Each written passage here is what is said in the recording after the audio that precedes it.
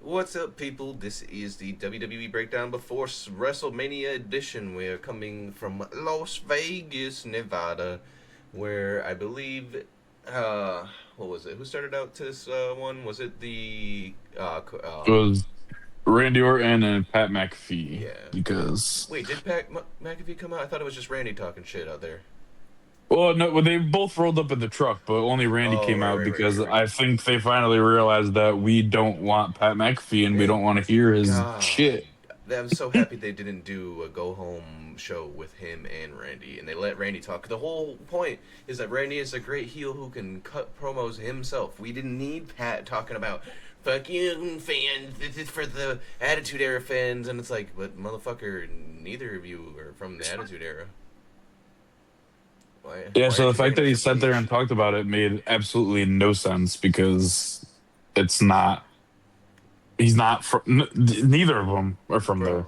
tell me you never watch wrestling without telling me you don't watch wrestling, Yo, bro. really, He confused the Ruthless Aggression Era with the Attitude Era. he did. Um, They never said what Pat McAfee signed that contract. They never said what it was for The at the contract? beginning, right? Yeah, he remember Nick Aldis handed him a contract and he signed it while he was in his red pickup truck.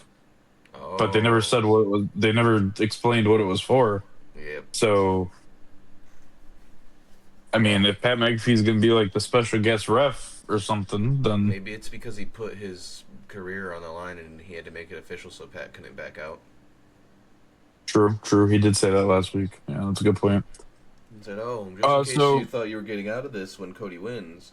yeah, like you said this. We have it on tape. You said this, so you're sticking to it. Which like I said, I Um, never thought they'd convince me that I want Randy Orton to lose this match, but now I officially do, so that Pat McAfee can go away. I think that's what they were going for because they know that everybody wanted Randy to win or is expecting him to win. So they're like, hey, if we say this, then people are going to want Cody to win. I mean, I think we're all set on we know Randy's winning, that people won't change their minds now. Unless they're really But gonna it's swerve fun. just to get an excuse to make Pat never come back. Yeah. So, yeah, I mean, it's fun to think about. I mean, like, They might swerve us. They've done it before. I think it'll be the worst it, decision, but like,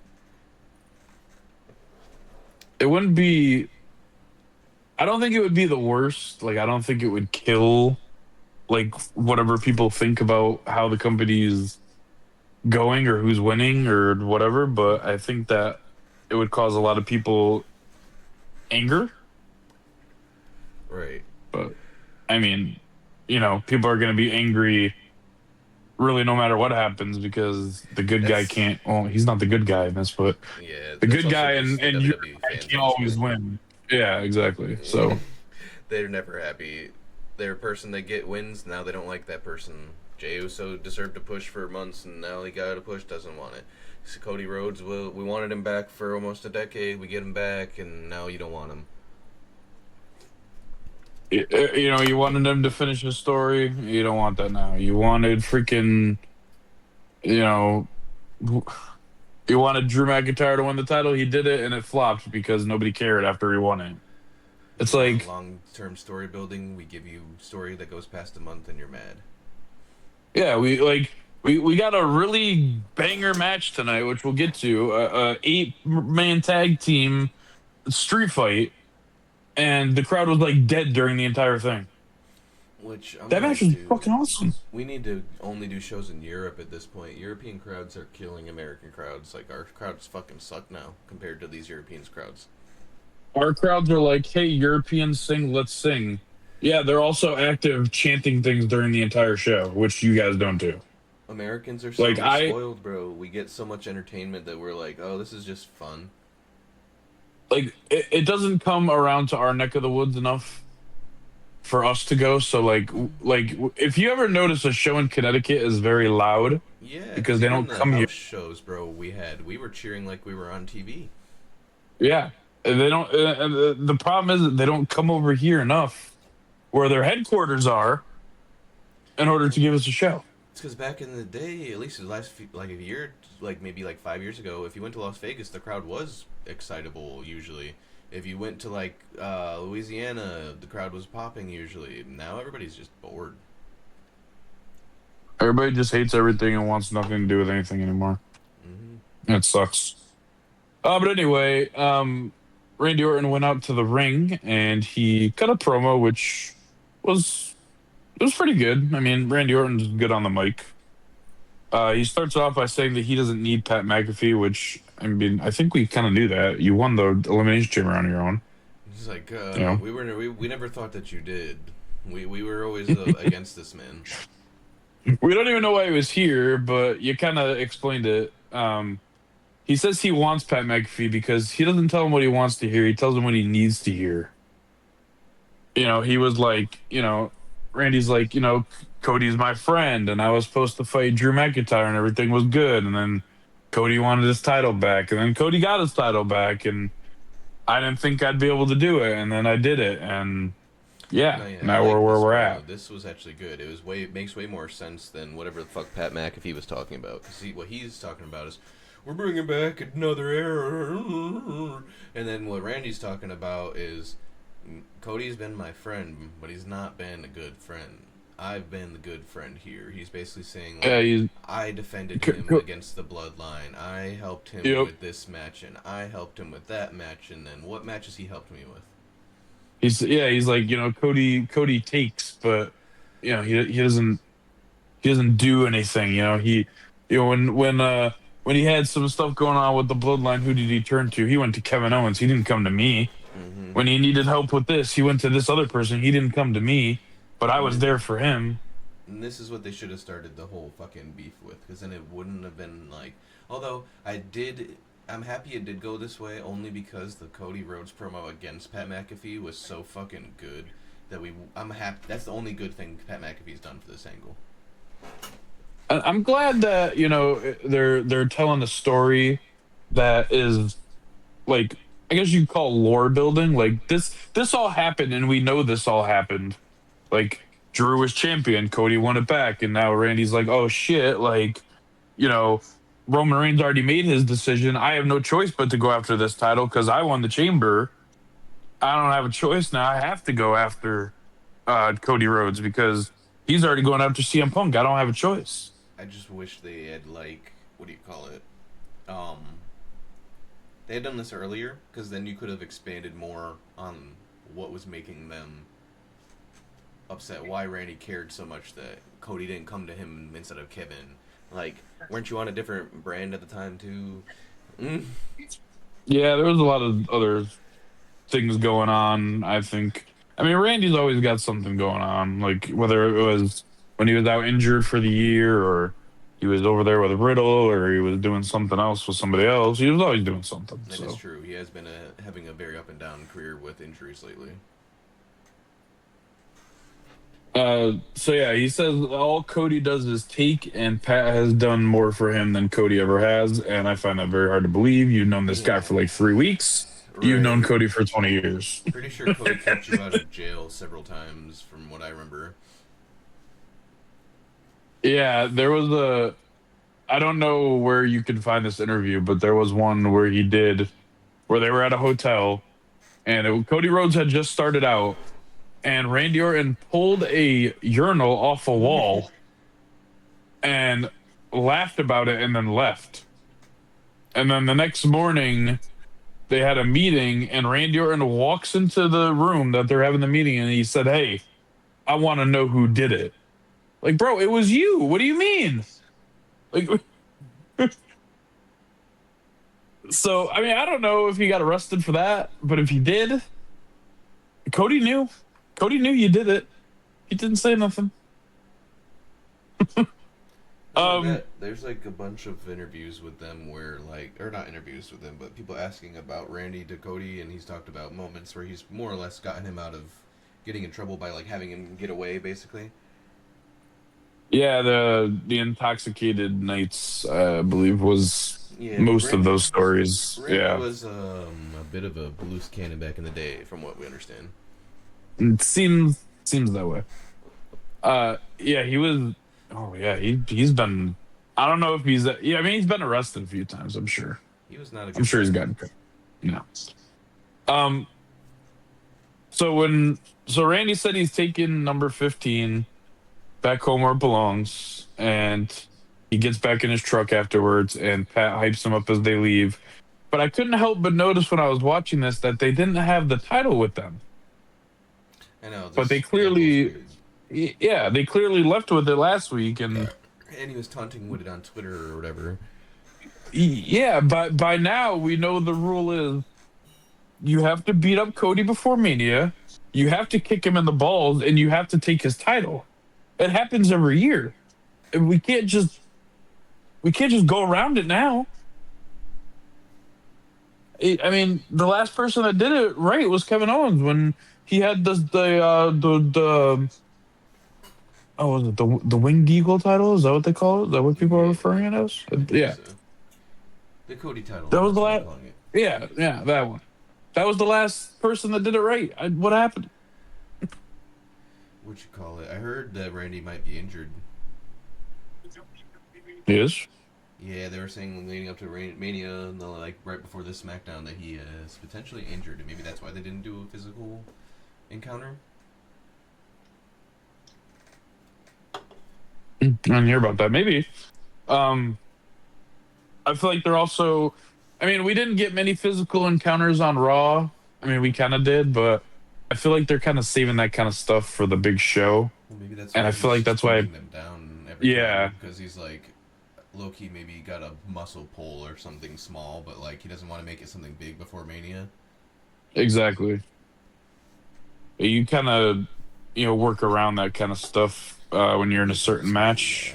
yeah. And he's old Yeah, school. Like he's not like Roman Reigns, where if he stubs his toe, he's gonna be out for 6 months. this is very accurate. Actually, I can't even lie.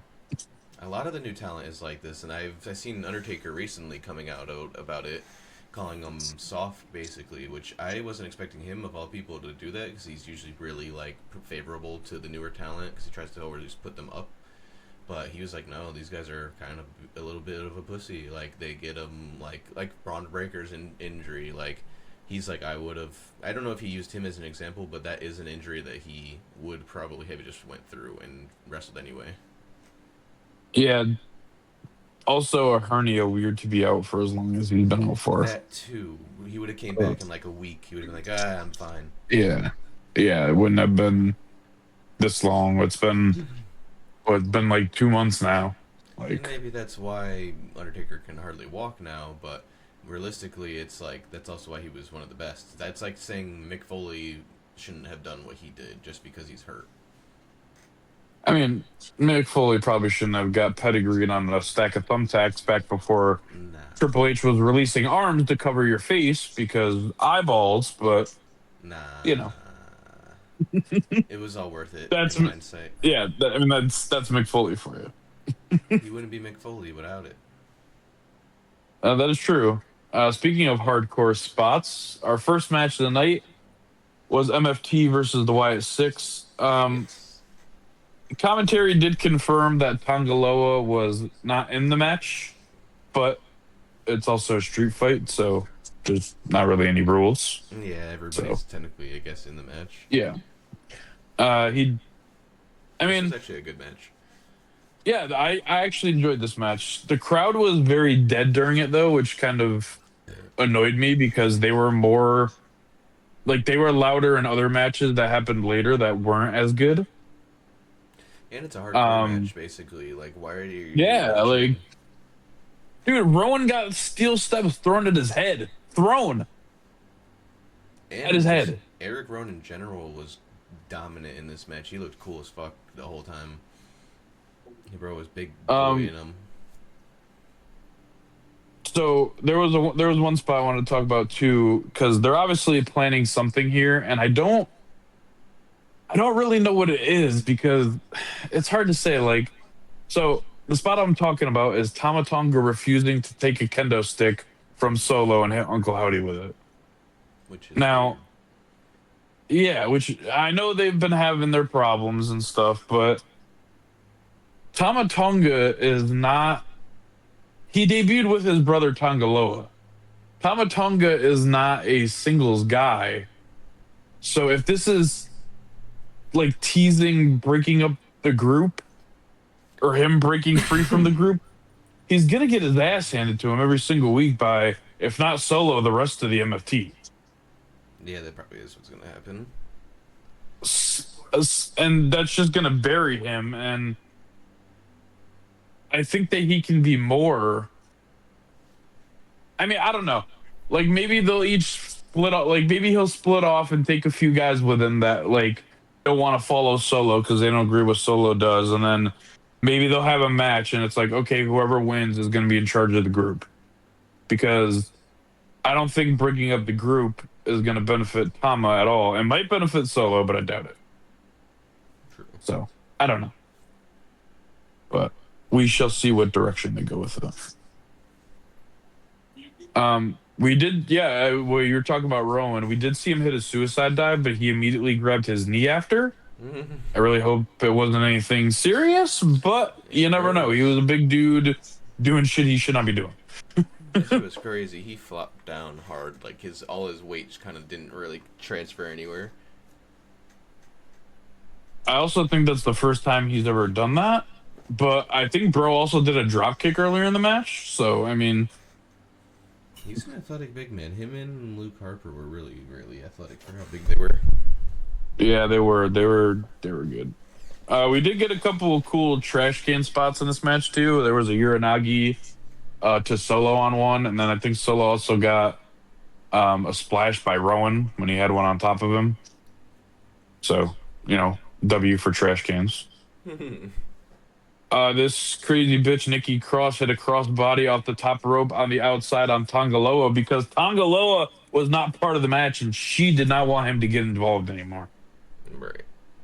So, and the end of the match, further expanding the rivalry with Tama Tonga and Solo because Tama Tonga was going for a cutthroat, but Solo hit the spike first, pinning Uncle Howdy, and Tama was just like, bro, what was that about?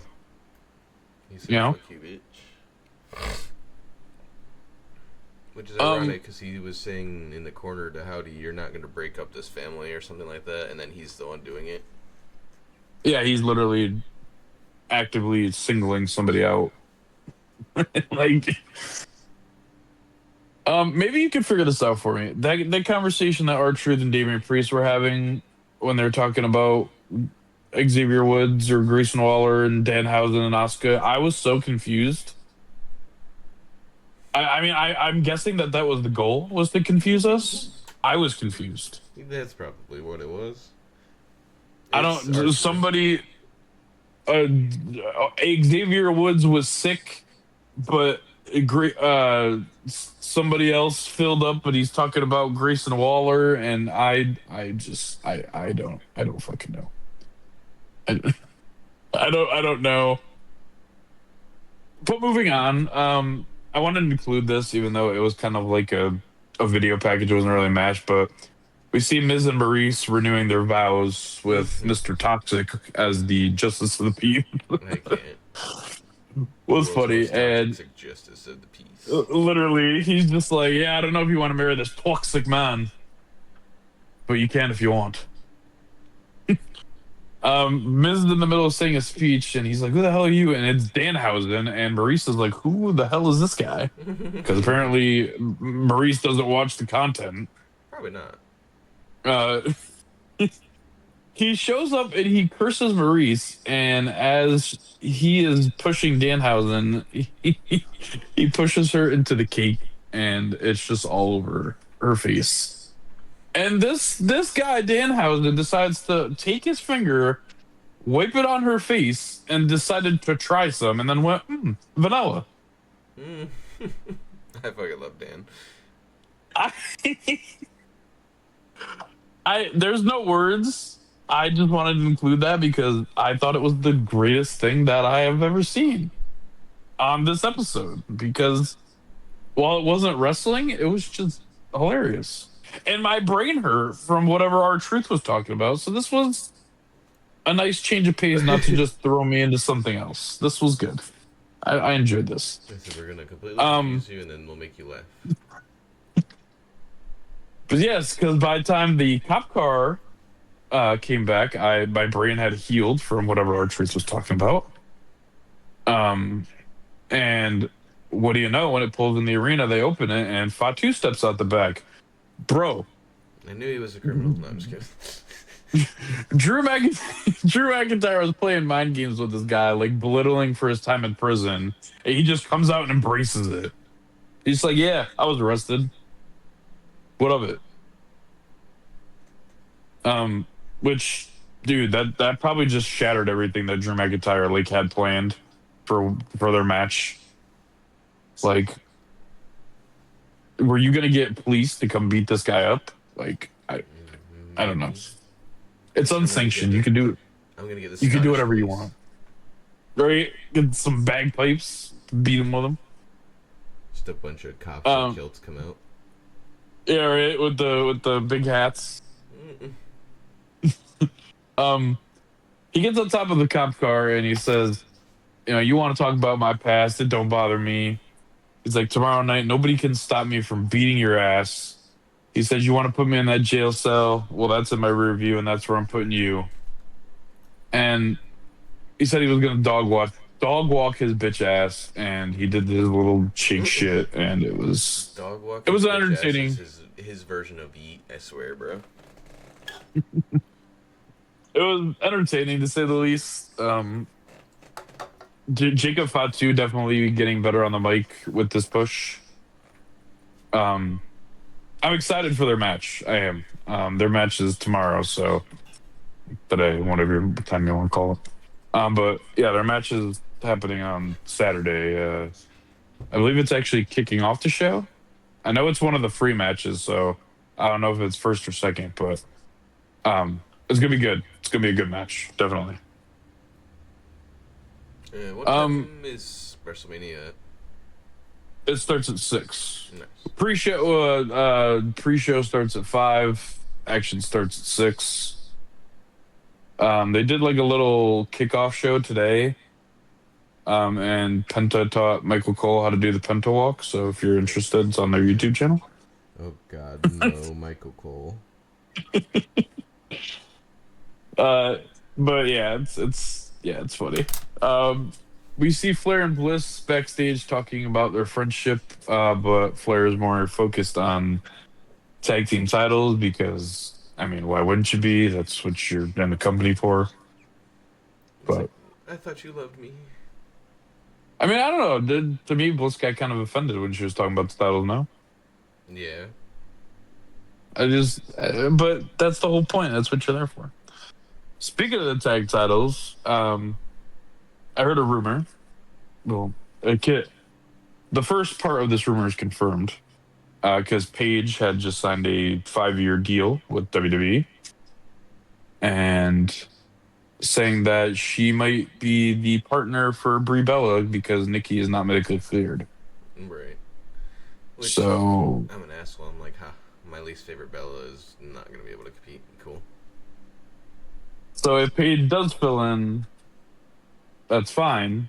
But I don't see the women's tag team titles changing hands, even if Paige is to fill in. I just don't see it happening. Bro, that's what she gets The for talking all that shit online, Brie or Nikki. Fucking, she was being mad sassy on the internet, talking about everybody hates me because I'm a woman, and where, and then now no she one hates you changes. because no one hates you because you're a woman. It's because you suck. Like you came back to the company because you had to pay child support. Um, yeah, shots fired. So Grayson Waller and Kofi Kingston are the challengers, and I'm pretty sure heard Wade Barrett say that Grayson Waller's not part of the New Day, but when the nameplate showed up and the song came out, it said the New Day. So he is part of the New Day, I think. I'm not exactly sure. Nah, So he's their manservant. I mean, that's what I thought, but Kofi did save him, and Waller was very shocked when he saved him. You remember, Priest was gonna do the South of Heaven on the apron, and Kofi hit him with like a baseball slide, and he was like elated that he got saved. He was like, "Whoa, really? Me? You helped me?"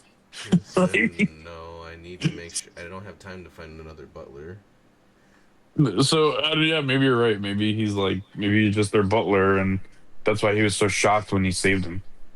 He's like, I don't have Um, money for one, so I need my free white sleeve.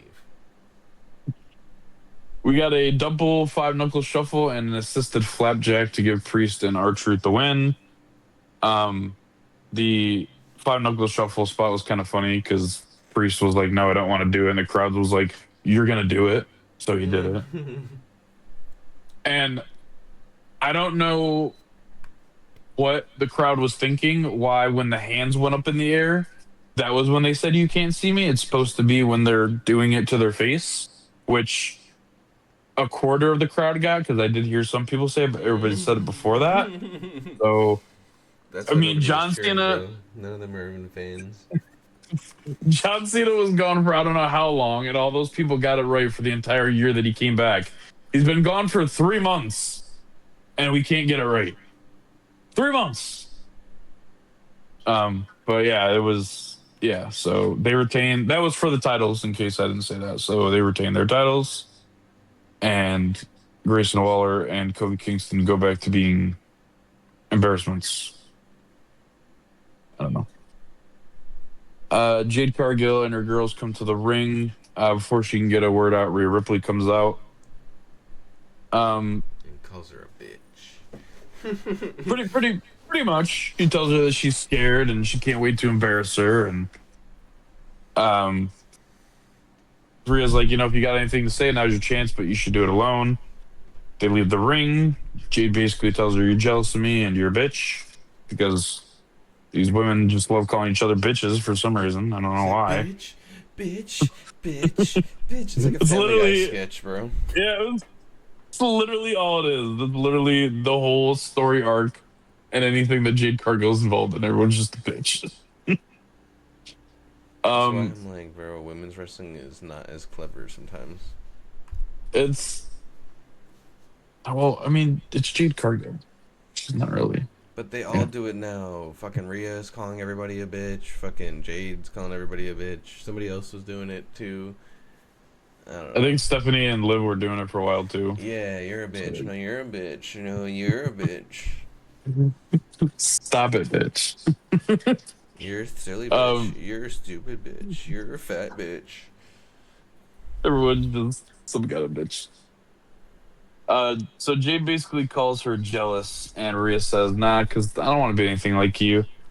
And Rhea says, well, we can make it a quick match. And on Sunday, you narcissist, selfish bitch. And there it is Yeah. again.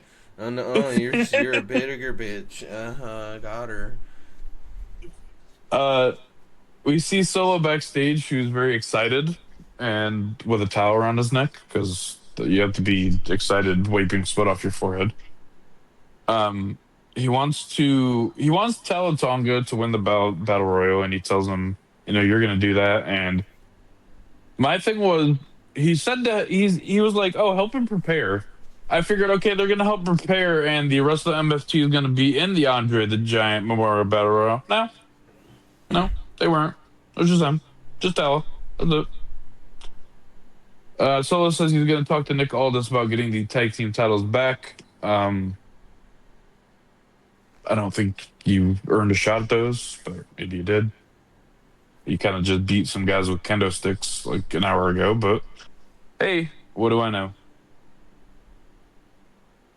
And then we get this match, which kind of came out of nowhere, because this has nothing to do with WrestleMania. We get Tiffany Stratton fighting Jordan Grace to see who will be number one contender for the women's championship. Or sorry, the United States Women's Championship. Sorry. Are they having that match at WrestleMania? Like, what is happening? I don't think so. The match cards are full, as far as I know. I don't know if this was just like, hey, Julia hasn't done anything in forever. Let's have her defend her title. I'm pretty sure she's the only person, like excluding like tag team championships and like the speed championship and other championships that don't really have any merit. She's the only champion not on the card for WrestleMania. Hmm. Like True. you could even kind of say that R-Truth and Damian Priest were on the card because they defended their titles tonight. She didn't fight tonight. She didn't fight like last week. She's not fighting at WrestleMania. So yeah, she's the pretty much the only champion that's not on the card. Sami Zayn has a match at WrestleMania. Julia, get on the level. But they totally buried Jordan Grace in this match. You know, she was supposed to be like this big thing coming into the company, and they pushed her for her first couple matches, and then I don't know what happened, but Stratton hit the prettiest moonsault ever and wins the match, and she's number one contender. But with how WWE books number one contenders, this match is probably not going to happen for another like 6 months when we forgot about it because that's what they do. Yeah. Well, Maybe Triple H just actually, is reminded of China when he looks at Jordan Grace. actually, I might be wrong because when they were doing that crap, when they were pulling that crap, it was championship contender match. Do you remember when they were doing that? They were doing championship contender matches instead of number one contender matches, and then the championship match wouldn't happen for like another like month, like after that match. Like, okay, it's a championship contender match. Was it just moving that person up in the rank, or was it a number one contender match? You probably don't remember because they were so minuscule, but they did happen. And then we get Trick Williams, and I'm not going to talk about his lemon pepper steppers. So if you're here for that, I'm sorry. I think it's annoying. I don't care. He did come out. He says man. He did. He did. He said Sammy crossed the line because he attacked Little Yachty with a haluva kick, and he said he ruined his entrance, and he called Sammy out when his music hit. A gingerbread man comes out. Do you know the Muffin Man? The Muffin Man. The Muffin Man. Rick says Sunday is all about him, and Sammy comes out with no music and says he's not having a good time. And Sammy, if I looked like you, I probably wouldn't be having a good time either. Just saying. Sorry. That's rude.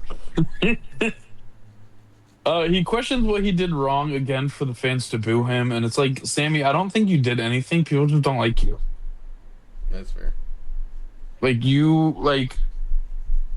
you're doing heel action, and you're not a heel. Like when Carmelo Hayes was being checked on, why did you have to haluva kick him and win the match that way? Why do you got to be that guy? You didn't have to be that guy. Nah, be that guy. Well, if you're not going to turn heel, don't be that guy. Just saying. Okay, fair.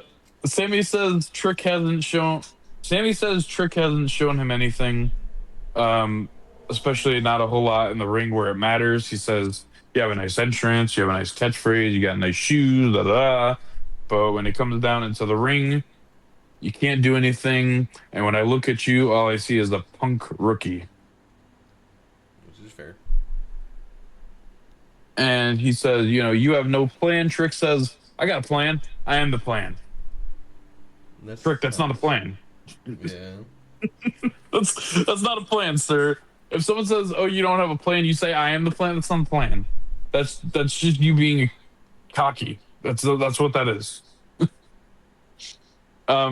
He tells Sammy that he threw all of his accomplishments away when he came in, and he tells Sammy, "Look at me when I'm talking to you." A little callback to what Sammy said to him, and he tells Sammy, "I'm the one that's going to get the job done," because we all know that Sammy has a problem with getting the job done because underdog and.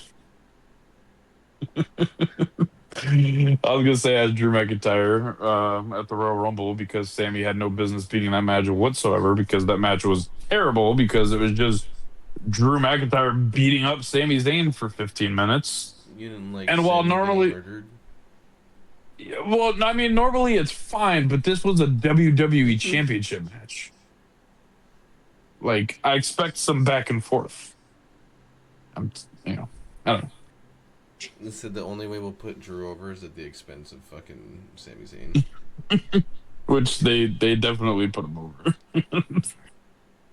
over. Sammy tells Trick, this is your plan. 2 days before WrestleMania, you come to the ring with a gingerbread man.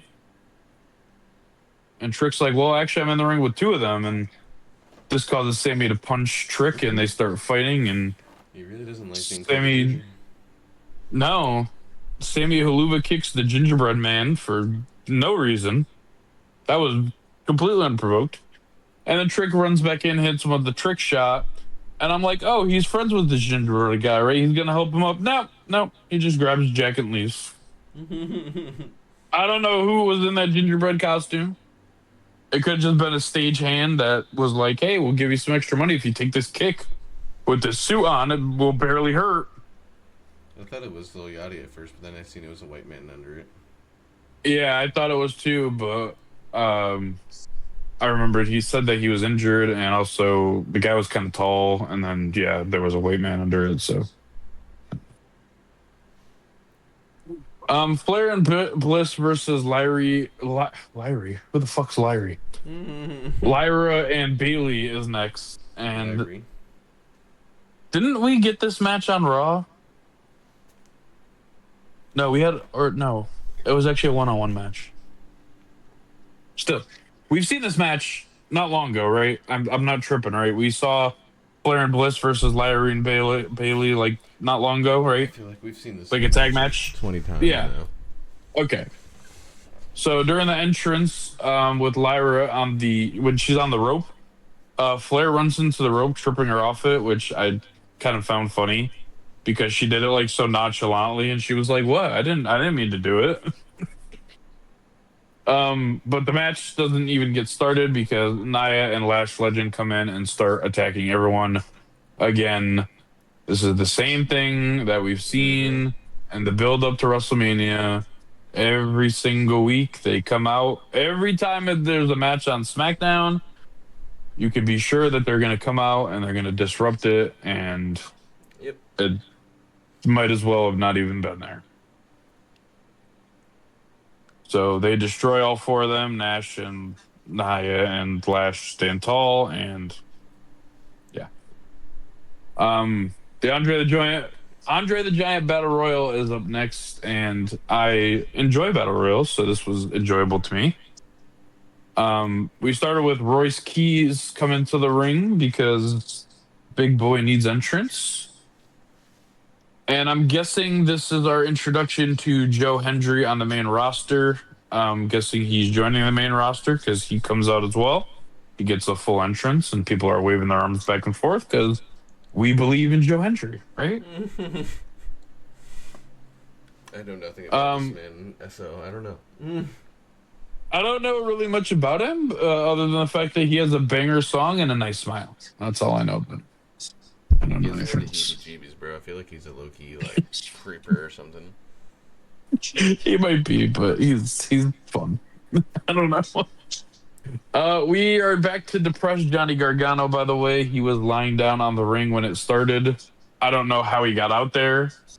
He was just already out there. I don't know if he walked out there and then just flopped in the ring. I don't know if someone carried him out. I have no idea. But Joe Hendry does his little signature turnaround, and Kit Wilson trips over Johnny Gargano on the ground, and that leads to him getting eliminated. I fucking hate Kit Wilson so much, or Williams. Good for you, Johnny. You got an elimination without even trying. Immediately becomes To get- unimpressed. Yeah, he immediately got up after that, and he was like, "Oh, I eliminated somebody. I eliminated Kit Wilson. Dope. All right, cool. I'm gonna get up now." And he actually goes on to eliminate Nathan Frazier and Chris Sabin next. Those were the next two out. Talatanga eliminates both El Grande Americanos while one was trying to unmask the other. I don't remember which one was which one, but they're having a mask versus mask match on AAA soon, Said fuck that. Give me your I mask think. now. La Parca gets thrown out by Los Garza, and then Ray Phoenix eliminates, I believe it was Berto? Maybe it was Angel. I think it was Berto, though. Royce Keys takes out Psycho Clown.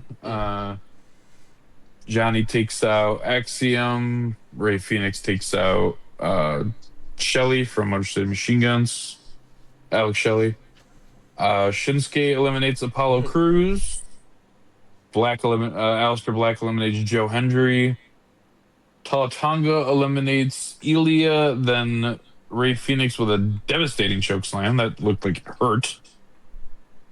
Aleister Black throws out Shinsuke and Ilya Dragunov. Oh, I'm sorry. Before it wasn't Ilya, it was somebody else. I don't remember. My mom. Then Aleister Black also eliminates Tazao, which pisses off Otis, and Otis eliminates Angel, then Johnny, and your bagpipes, sorry. So we're down to the last four, and it's Otis, Aleister Black, Royce Keys, and Talatanga. Royce Keys eliminates Aleister Black. Talatanga throws out Otis, which the crowd booed the crap out of. They hated that. They were not happy. Royce Keys clotheslines Talatanga after a big spine buster to win the Battle Royal. I mean, yeah, what? I kind of figured, why not? I mean, he's the big guy, the next big star, and why not? You know? Right. Talatanga doesn't really make sense. He already had a big one earlier in the night with the 8-man tag. They're like, So no, make it Otis. I mean, fair, but what does Otis gain? I feel like Royce Keys, he's still new, and he gains more from winning this than anyone else really would have. Right. Plus, it's the Andre the Giant Memorial Battle Royal, which they seem to like to have big guys win, which is crazy to me because they held off on Big Show winning it for so long. I mean, he eventually did, but they held off on it for so long. But you thought he would have at least been the inaugural. But I believe the inaugural was Cesaro, I think, or whatever they call him in that other crappy promotion. Fucking stupid name is.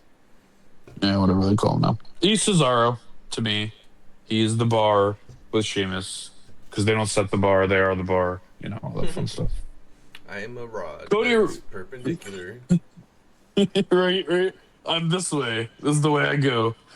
Cody Rhodes finally comes out at the end of the night. Shows up at his tour bus with his dog on his door and all that fun stuff.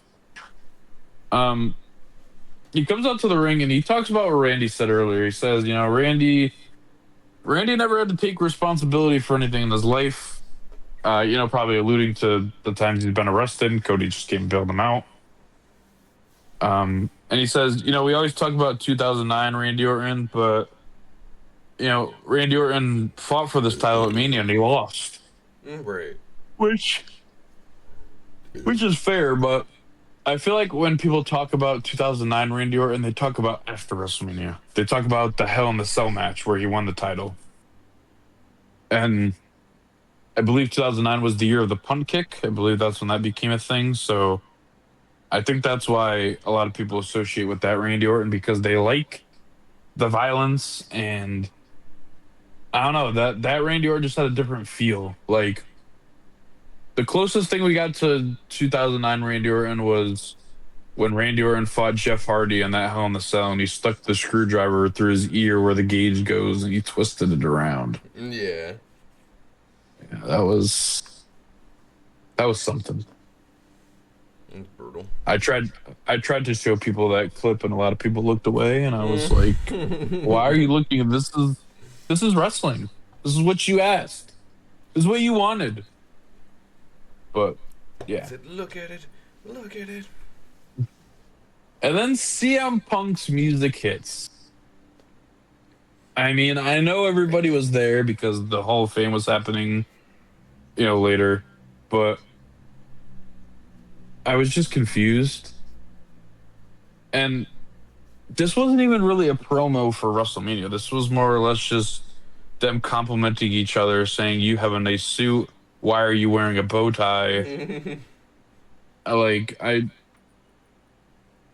Just sucking each other up. yeah, he's like, "Oh, if I hug you and shake your hand, you gonna kick me in the balls and take my title like everybody else?" Yeah. And Punk's like, "There's a lot of people that deserve to be kicked in the balls, but you're not one of them." Which, Kick him in the ball. which I guess is fair. Which I guess is fair because Randy Orton already did kick him in the balls not long ago, so I guess it's fair. You already got a kid, Cody. You're Um, fine. yeah, you got your kick this year and your title stone. It's feeling like WrestleMania. I think we're good. Punk says, "I've come to give you advice and to stop you from mentioning a certain tourist in this company," which Pat McAfee was not mentioned, CM Punk. So whatever you say, at least though. Maybe he's Um, talking about The Rock.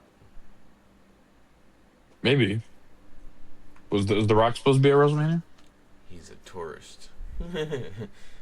He's something. He said, "You learn from the best, and come Monday, you'll still be here, and I'll be here." And he tells Cody he's proud of him. Cody tells Punk, "You're fighting." Punk goes to leave, and he's like, "Hey, come here. Like, you're fighting the most dominant fighter in this business." And he's like, "WWE wanted you so bad that you got to keep the CM Punk name, and you left for 10 years, and they still chanted for you." And he says, "You're better than you ever were, and you're gonna make the argument on Sunday that the new Mr. WrestleMania is you." Cody tells CM Punk, my dad would be proud of you." And Punk says, "I'll cry Sunday after I beat Roman Reigns' ass. But right now it's to celebrate with the people." And they go out of the ring, and the commentators get cut off as the show ends. It was a strange promo to close out the show. I don't know why they did it that way instead of just letting Cody talk. Right. They seem to be not I'm, wanting to give him as much exposure. I mean, you could chalk it up to like, oh, people don't really like Cody, but I don't really think that that's necessarily true. I think they're just tired of Cody as champion. I don't think people dislike Cody, and the crowd seemed into his promo. Like they didn't seem like they outright hated it. But yeah, maybe I'm wrong. And it's like, what do you call it? Maybe because he has been getting hate, they're trying to give him a little less, just like screen time in general. So they're trying to cut it short. Maybe even like have him get attacked like he has been. I mean, sure, but to do it with Punk, like that was just kind of weird. True. Like, The whole thing was weird though. Like, why is he yeah, there? like they're saying like, well, I mean, he was there for the Hall of Fame ceremony, which yeah, that's fine, but like, why'd you come out to the show? I don't. Cutting in on Cody's time, bro. And you guys are saying like, oh, we've been friends for a long time, which we don't know that. You guys have never had any interaction on screen that I can think of. Right. So, I mean, it's fine. It just seems to me like they just threw something together that like them two wanted to do and have fun with, which is fine. But, WrestleMania is tomorrow. We're building matches.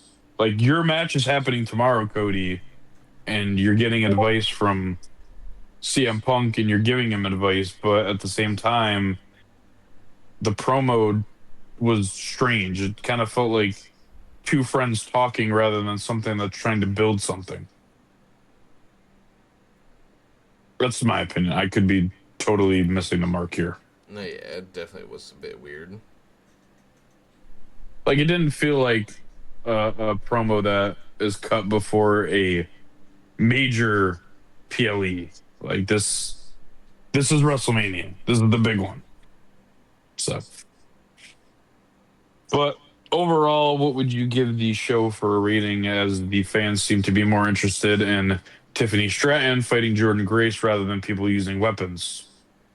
Mm, fans get a 2 out of 10, and then the show gets, I would say, like a 7. Yeah, it was definitely pretty average. 7 is, I think, a good number. It's better than it was in the past couple weeks, probably because there was no Pat McAfee. Thank This you, is true. Triple H. Don't ever put him on TV again. He's annoying. Um, I mean, he was still there, but like you said, they let Randy cut the promo by himself, and the tag team match was real good. Unfortunately, Nash and or not Nash, Nia and Lash, pulling the same thing that they've been doing every single week. The promo at the end was just a bit weird. Well, the main event, I guess, was the Battle Royal, which Battle Royals are always fun, so that was fine. Because the Royal Rumble is my favorite event of the year, so that was fine. But it was just, it was, it was average shit. It wasn't terrible. It wasn't good. Right.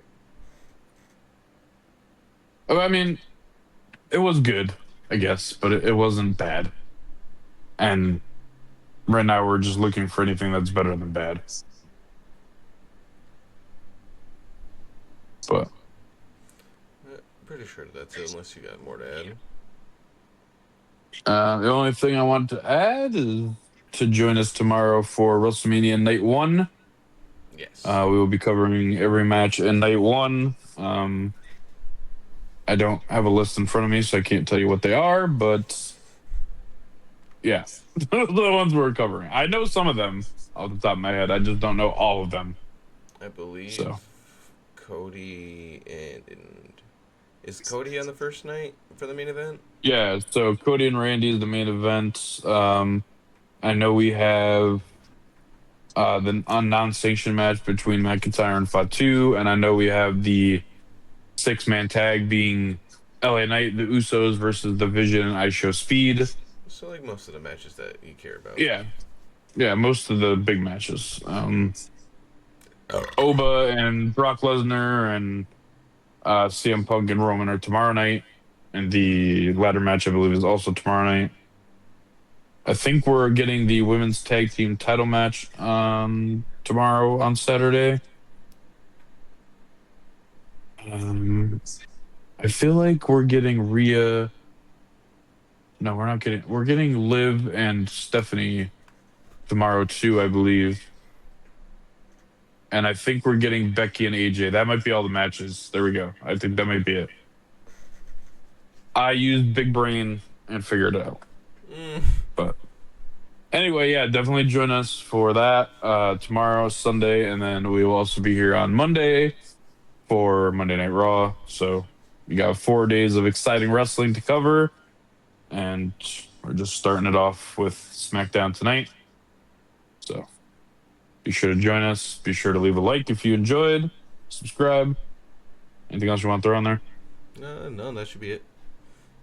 All right, and if you guys All right. like, please leave a subscribe, a comment, and anything else you'd like to let us know, leave it down there. We'll see you in the next one. Peace. Peace.